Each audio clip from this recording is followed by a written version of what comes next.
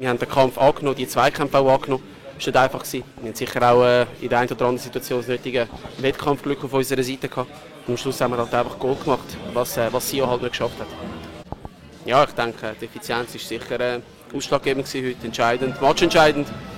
Aber abgesehen von den Goal, die wir eben gemacht haben, aus den wenigen Torchancen, die wir dann da auch hatten, denke ich, ist es auch grossartig, wie wir eben gekämpft haben. Es ist nicht einfach, hier in Sion, nie ist es einfach. Und heute mit dem Publikum noch, das zahlreich ins Stadion gekommen ist, wo ich auch ein Kompliment machen muss. Es war einfach schön zum Spielen und hart auch, aber ja, umso schöner, dass wir die 3 Punkte mit auf Basel dürfen nehmen. Wir haben ja ein grosses Kader. Es hat auch den einen oder anderen Wechsel gegeben. Es hat auch die einen oder anderen Spieler, die frisch reingekommen sind. Und die Spieler, die sowohl in Sofia gespielt haben, wie auch jetzt heute in Sion, die sind sich ja auch gewöhnt an die Doppelbelastung.